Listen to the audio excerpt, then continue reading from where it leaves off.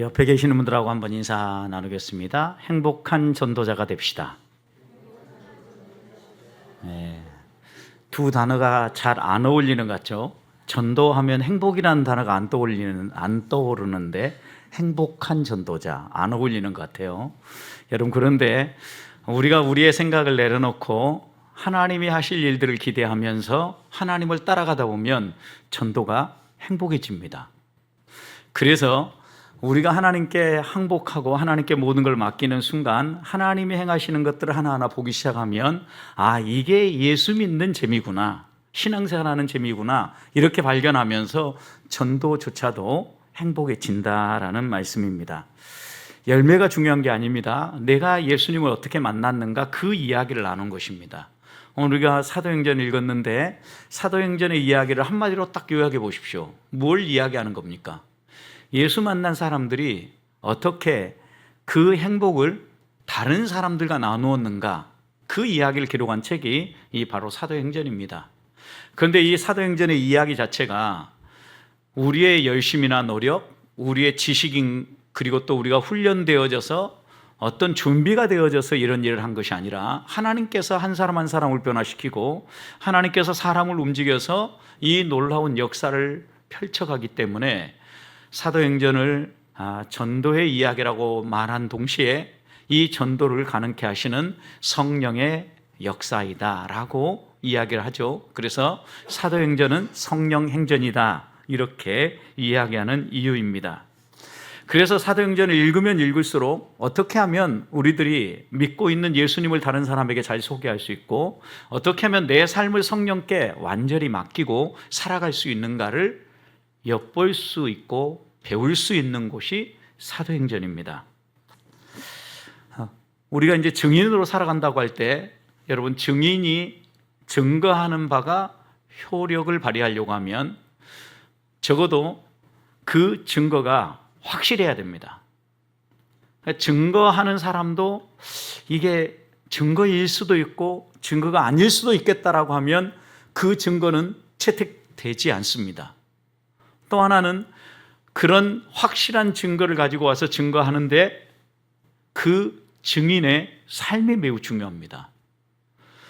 증거하는 증인이 평소에 거짓말을 자주 하고 다른 사람에게 악한 영향력을 미친 사람이라고 하면 아무리 확실한 증거를 가지고 와도 사람들은 그 증거의 가치를 잘 인정하지 않는다라는 거죠. 또 하나, 증인이 가져야 될 것 가운데 하나는 자기의 노력과 열심만이 아니라 하나님이 함께 하시고 또 하나님께서 이 일을 하신다라고 하는 성령에 사로잡힌 증인이 되어야만 그 증거에 풍성한 열매가 맺힌다라는 겁니다. 초대교회 전도자들이 전했던 것은 예수 그리스도가 우리 죄 때문에 십자가에 죽으셨다는 거고, 또 그 예수님이 죽고 끝난 게 아니라 3일 만에 부활하셨다라는 겁니다. 십자가와 부활이 복음 전도의 가장 중심 메시지였습니다. 생각해 보십시오. 그 당시에 예수 그리스도가 십자가에 매달려 죽었다라는 것은 예루살렘의 사람들뿐만 아니라 그 소문을 들었던 여러 사람들이 다 들어서 알고 있었습니다. 그런데 한 가지는 이게 정말 맞나 틀린가라고 긴가민가한 게 하나 있었는데, 예수님의 부활 이야기입니다. 몇몇 사람은 예수님의 부활을 직접 목격했다라고 이야기를 하면서 부활하셨다라고 얘기하는데, 정말 죽은 사람이 살아날 수 있어? 이런 의심을 갖는 사람들이 있었기 때문입니다. 그래서 제자들은요, 예수 그리스도가 죽으셨다라는 것에 대해서 막 힘을 들이지 않았어요. 그래서 예수 그리스도의 죽음을 이야기할 때는 무엇 때문에 죽었는가에 초점을 맞춘 거예요. 죽은 것은 누구나 다 알고 있는데 왜 죽었냐라는 거죠. 자기의 죄 때문에, 자기의 잘못 때문에, 자기의 허물 때문에 죽은 게 아니라 우리의 모든 죄를 짊어지고 죽으셨다라는 것을 제자들은 전하기 위해서 힘썼던 겁니다. 그리고 또 하나 강조했던 것은 예수님이 성경대로 죽으셨을 뿐만 아니라 성경에 약속한 대로 살아났다라는 거예요. 이게 고린도전서 15장 3절부터 5절에 있는 요약입니다. 이건 초대교회 성도들이 복음 중에 복음이라고 암송하고 다녔던 노래이기도 합니다. 카르멘 크리스티, 그리스도 찬송시라고 불리는 단락입니다. 성경대로 예수께서 죽으시고 부활하셨다는 이야기와 함께 이 부활하신 예수님이 베드로에게 보이셨고 12제자에게 보이셨고 또 500여 명이 되어지는 제자들에게, 이 500여 명은 아마도 예수 그리스도의 승천을 목격하는 사도행전 1장의 배경이 되는 이 제자들을 가리킬 거라고 이야기를 합니다. 이 500의 형제들에게 일시에 보이셨다라는 거예요. 그 후에도 여러 사람들에게 우리 주님이 부활하신 것을 나타내 보여주셨는데, 예수 그리스도께서 부활하신 후에 40일을 이 땅에 머물면서 집중해서 제자들에게 가르치려고 했던 것은, 야 봐라, 내가 십자가에 매달렸던 바로 너희의 선생 예수다. 그런데 약속한 대로 내가 이렇게 다시 살아났다. 이것을 제자들에게 심어주려고 예수님은 반복적으로 제자들을 찾아오셨고 제자들과 교제하셨고, 제자들의 마음 가운데 예수 그리스도로부터 주어지는 참된 평화를 심고자 힘을 썼던 것입니다. 여러분, 그런데 생각해 보십시오. 오늘 3절 말씀 보시면, 그가 고난받으신 후에 또한 그들에게 확실한 많은 증거로 친히 살아계심을 나타내사 40일 동안 그들에게 보이시며 하나님 나라의 일을 말씀하시니라. 여러분, 이 3절에서 이렇게 얘기했어요. 40일 동안 하신 게 뭐냐면 친히 살아계셔서 부활하셔서 그 부활하심을 나타내 보이셨는데, 어떻게 나타내 보이십니까? 확실한 많은 증거로. 여러분, 확실한 많은 증거가 뭐예요?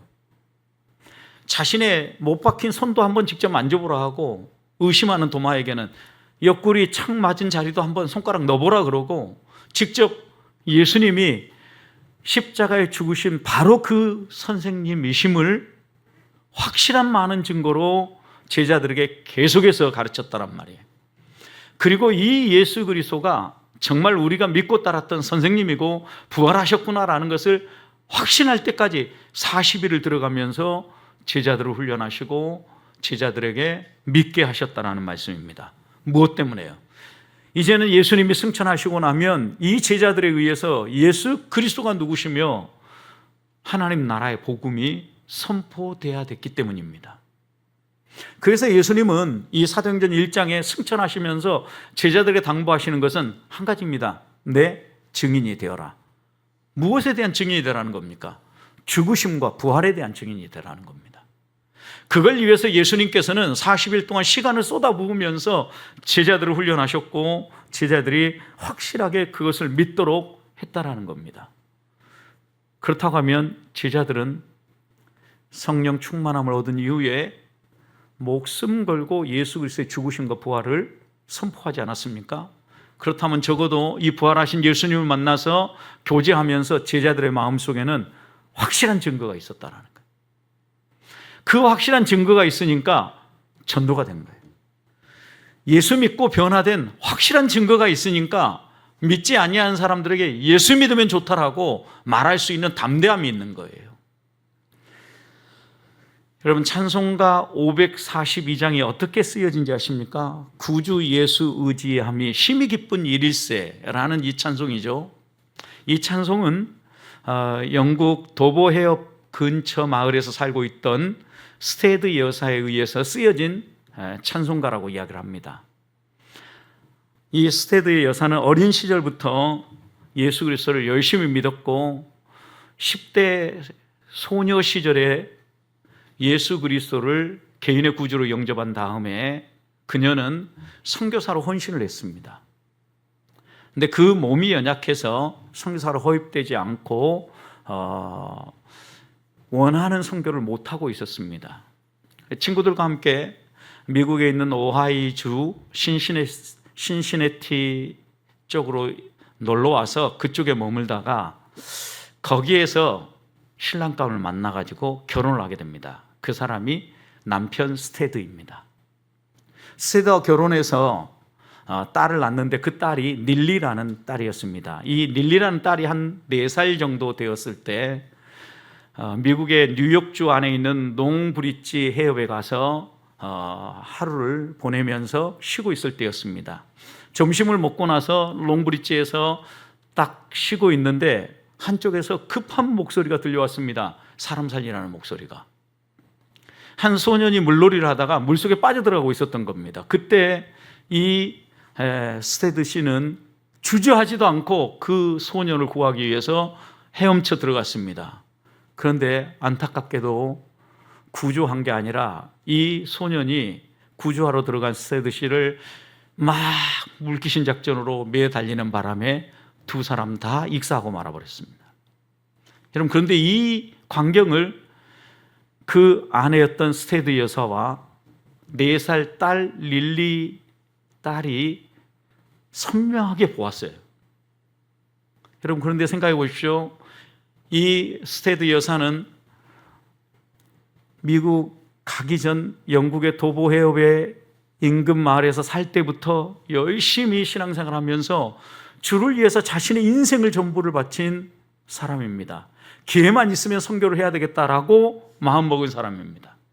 그리고 겨우 사랑한 사람을 만나가지고 이 미국에 이제 정착을 해서 행복하고 단란한 가정을 꾸려서 이제 막 행복한 삶을 살고 있는데 이 딸이 4살이 되었을 때 이런 아픈 추억으로 남을 수밖에 없는 참사를 겪게 됩니다. 그때 이 스테드 여사는 릴리를 데리고 집에 돌아와서 골방으로 들어갔다고 합니다. 그리고 난 다음에 하나님 앞에 조용히 기도하면서 이렇게 하나님께 기도했다고 합니다. 주님, 어찌 내게 이런 일을 허락하십니까? 왜 하나님이 자신에게 이런 아픔을 주시는지 전혀 이해가 되지 않았습니다. 일주일 동안 식음을 전폐하고 하나님 앞에 금식하며 기도했습니다. 하나님은 하나님을 위해서 헌신하고 하나님을 위해서 모든 걸 내어줄 때 도우시고 인도하시고 더 풍성한 길로 인도하시는 분이라고 믿고 있는데, 아니 저는 정반대의 길로 인도하지 않으십니까? 라고 이렇게 하나님을 향하여서 원망이 섞인 기도를 드리고 있을 때 하나님의 응답이 주어졌습니다. 그 응답이 바로 찬송가 542장의 내용인 겁니다. 구주 예수 의지함이 심히 기쁜 일일세. 영생 허락 받았으니 의심 아주 없도다. 예수 믿는 것은 받은 증거 많도다. 예수 귀한 예수 믿음 더욱 주소서. 의심하고 또 하나님이 왜 내게 이런 아픔을 주셨는가 라고 불평할 때 하나님은 이 스테드 여사에게 왜 이런 일들을 만나게 하시는지 분명하게 응답해 주신 겁니다. 당장 눈앞에 이 응답을 주셨을 때 이 말씀의 의미가 무엇인가 이 스테드 여사는 명확하게 이해하지 못했을 수도 있습니다. 그렇지만 하나님이 주신 은혜를 마음에 새기면서 이 찬송가 가사를 썼는데, 남편을 떠나보내고 약 5년 정도 흘렀을 때 이 여인은, 스테드 여사는 릴리를 데리고 남아프리카 케이프타운 쪽에 있는 케이프 콜로니라는 곳으로 선교사로 떠나게 됩니다. 그래서 이 선교사로 이곳에서 자신의 생을 마감할 때까지 지내게 됩니다.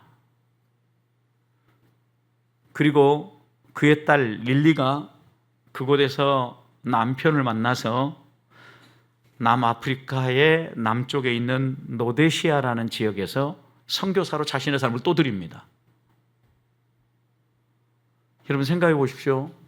한 가정을 풍비박산 낼 수 있는 아픔이 다가왔습니다. 그런데 하나님은 그 여인에게 왜 하나님 이런 일들을 행하게 하시는지 말씀해 주셨고, 찬송가 542장의 가사말이 쓰여지게 만들었고, 그리고 그는 선교지를 향해서 나아가겠습니다. 어떻게 이 스테드 여사가 선교지를 향해 나아갈 수 있었겠습니까? 확실한 증거가 있었기 때문이에요. 하나님이 왜 남편을 데려가셨는지에 대해 확실한 확신이 있었기 때문에 그녀는 선교를 향하여서 젊은 시절부터, 청년의 시절부터 꿈꿨던 선교지를 향해 나아갈 수 있었고, 그의 딸도 뒤를 이어서 남아프리카에서 선교사로 삶을 드릴 수 있었다라는 것입니다. 그리고 우리가 알듯이 이 찬송가 542장이 쓰여져서 이 찬송가를 전 세계 그리스도인들이 함께 부르면서 이 스테드 여사의 이야기를 떠올리며 하나님께 영광을 돌리고 우리도 확실한 믿음을 가지고 이 세상을 살아야 되겠다라는 격려를 하고 있다는 겁니다. 사랑하는 성도 여러분, 예수 믿는 사람은요, 예수 믿는 이유가 분명해야 합니다. 이 이유가 흔들리면 교회 다니지만 아직 신앙생활의 재미를 모르는 사람이라고 할 수 있습니다. 무엇 때문에 내가 교회 다니는지 확실한 신앙 고백이 있고 내가 확실히 예수 그리스도를 만나야만 어떤 어려움을 당해도 그 일을 통하여서 일하시는 하나님의 손길을 바라보며 하나님께 감사하고 찬송할 수 있는 믿음의 세계가 열린다는 겁니다. 저는 우리 보백교회 성도들이 이런 믿음을 가질 수 있기를 소망합니다. 확실한 증거를 심어주기 위해서 우리 주님은 부활 승천하신 후에 40일을 제자들에게 시간을 쏟아 부으셨습니다. 오늘 우리들도 그런 확실한 신앙을 가지고 주님의 증인으로 살아가도록 우리에게 하나님의 한량없는 은혜를 내려 붓고 계신다는 말씀입니다. 은혜를 헛되이 받지 마십시다. 그리고 내가 믿는 그 예수, 나를 불러주시고 나를 구원하신 그 예수님을, 그 복음을 전하며 살아가는 성도들이 되시기를 주님의 이름으로 축복합니다. 그렇다면 우리 주님께서 이 40일 동안 제자들에게 계속해서 가르쳐 주신 건 무엇일까요? 봐라, 나 부활했다, 이 얘기만 했을까요? 40일 동안 이 얘기만 할 수는 없었겠죠. 3절을 다시 보십시오. 40일 동안 그들에게 보이시며 마지막 뭐라고 그랬습니까? 하나님 나라의 일을 말씀하셨다. 여러분, 우리가 부활에 대한 확신과 소망을 가지고 이 세상을 살아갈 때 또 하나 우리에게 있어야 될 것은 하나님 나라의 이야기예요. 하나님 나라의 이야기. 이 땅의 나의 이야기가 아닙니다. 우리 주님은 반복해서 하나님 나라의 이야기를 가르쳤습니다. 그런데 승천하실 때 예수님께서 승천하려고 하니까 제자들의 관심사를 보십시오. 6절 뭐라고 얘기합니까? 그들이 모였을 때 예수께 여쭈어 이르되 주께서 이스라엘 나라를 회복함이 이때입니까? 라고 묻습니다. 이들의 관심사는 지금 어디 있는 겁니까? 이 땅에 있는 거예요. 주님, 언제 우리나라를 이 로마의 속박으로부터 해방시켜 주시겠습니까? 언제 우리에게 참된 자유를 주시겠습니까? 그리고 그 징조가 무엇입니까? 라고 묻고 있는 겁니다. 하나님 나라의 이야기를 예수 그리스도는 힘주어 강조하고 가르치고 있음에도 불구하고 이들은 여전히 시선을 땅에다 고정하고 있다는 거예요. 그렇게 생각하고 있는 제자들에게 7절 우리 주님 뭐라고 얘기합니까? 이르시되 때와 시기는 아버지께서 자기 고난에 두셨으니, 이 얘기는 뭐예요?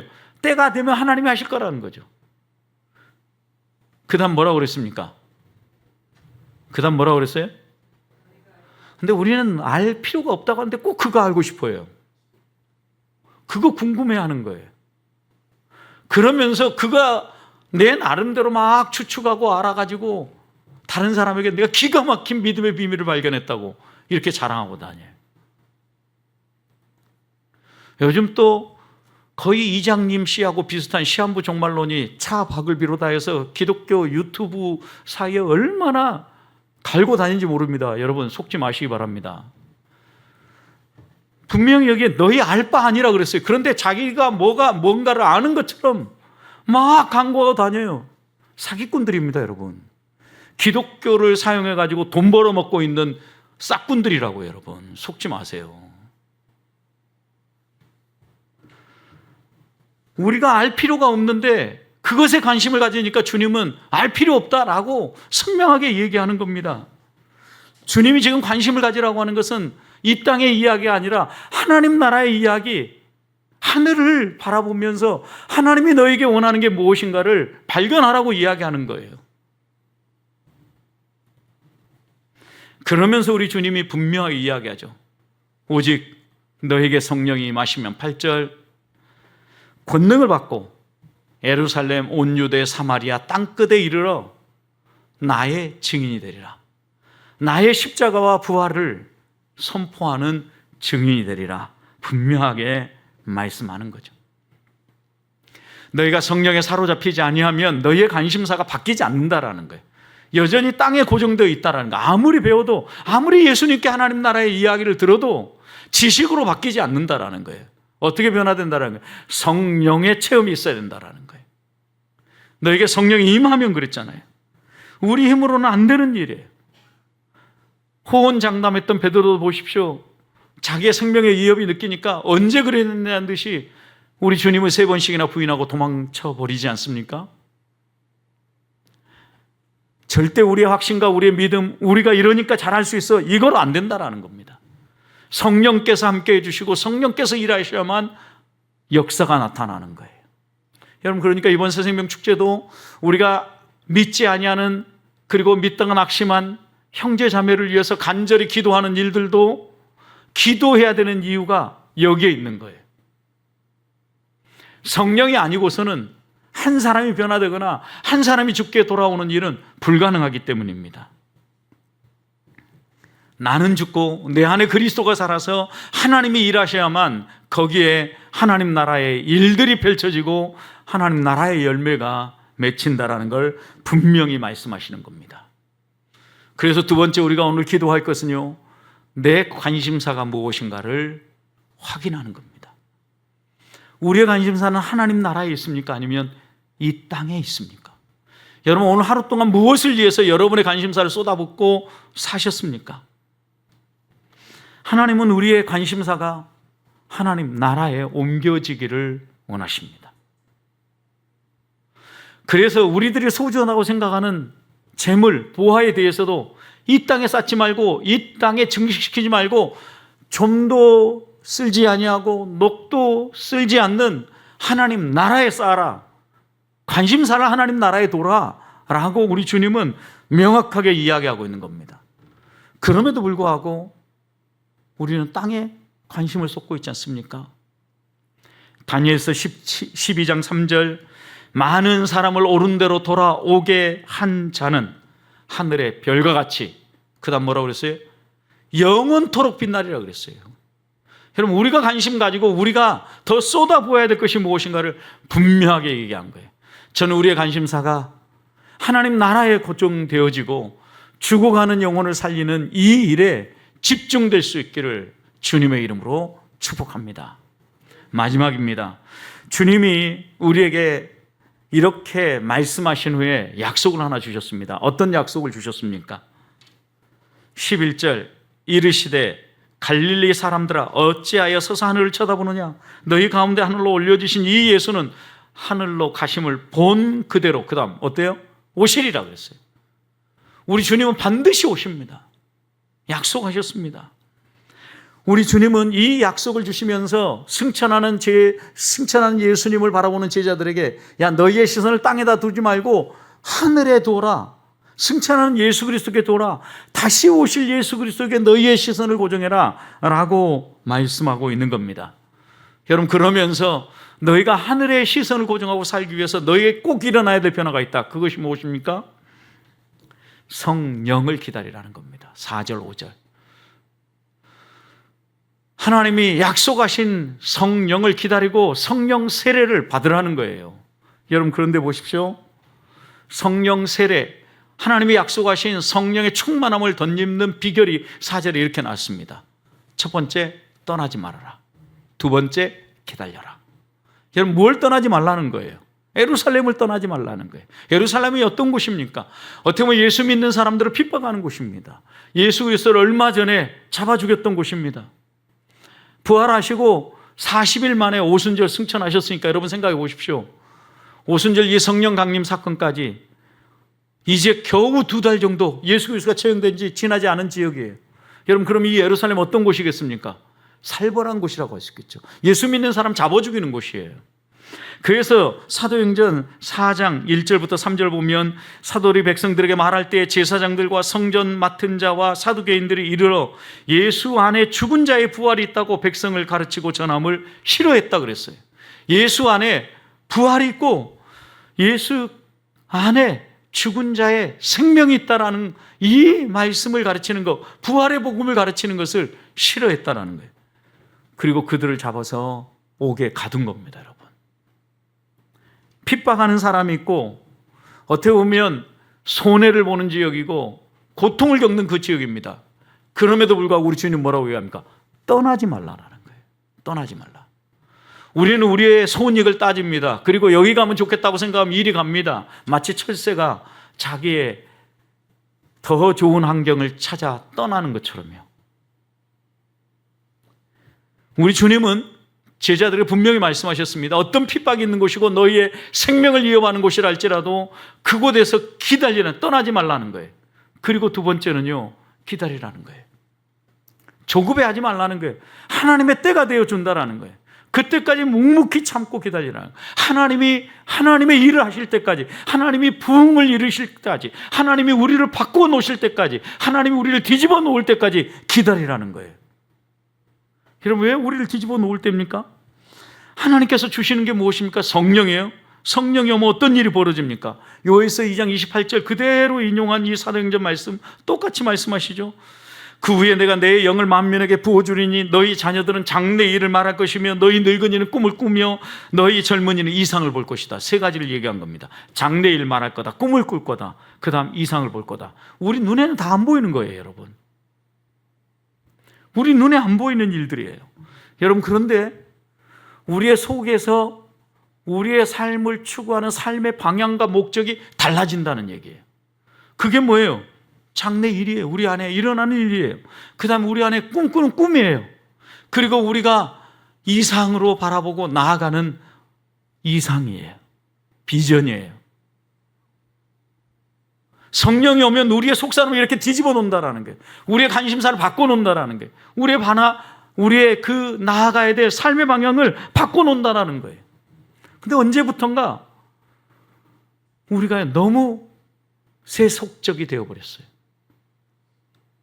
관심과 생각이 땅에 완전히 고정되어 버렸어요. 여러분, 죽는 일입니다.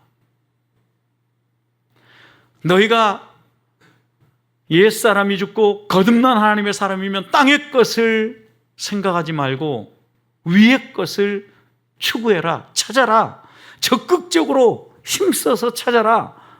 바울 사도는 골로새서에서 분명히 우리에게 당부했습니다.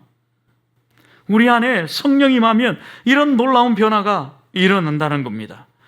재림의 주님을 기다리면서 복음을 전파하면서 우리의 관심사를 하나님 나라에 두고 그 일에 너희의 삶을 드리라는 거예요. 세상 일을 그만두라는 게 아닙니다. 세상 일을 하는 이유가 뭐냐라는 거죠. 하나님 나라를 위하여서, 주의 복음을 위하여서, 하나님 영광을 위하여서 너희의 삶의 방향과 목적이 바로 서도록 하라는 거예요. 과거가 중요한 게 아닙니다. 지금 현재이 중요합니다.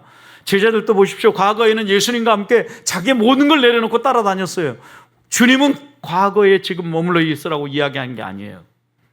앞으로를 이야기하는 거예요. 장래 일을 이야기하는 거예요. 꿈을 이야기하는 거예요. 이상을 이야기하는 거예요. 이 일이 어떻게 가능하다고요? 성령이 너에게 임하시면. 어떻게 성령이 임해요? 떠나지 아니하고 기다릴 때, 그리고 하나님의 약속하신 걸 붙잡고 기도할 때 성령이 우리에게 임한다라는 겁니다. 전 우리 보배교회 성도들이 이렇게 하나님 앞에서 신앙생활함으로 성령의 충만함을 덧입고 언제 어디서나 행복한 전도자로 예수 그리스도의 십자가와 부활을 당당하게 확실한 증거를 가지고 내가 만난, 내 삶을 바꿔놓은, 나를 바꿔놓은 그 예수 그리스도를 전하며 살아가는 성도들이 되시기를 주님의 이름으로 축복합니다.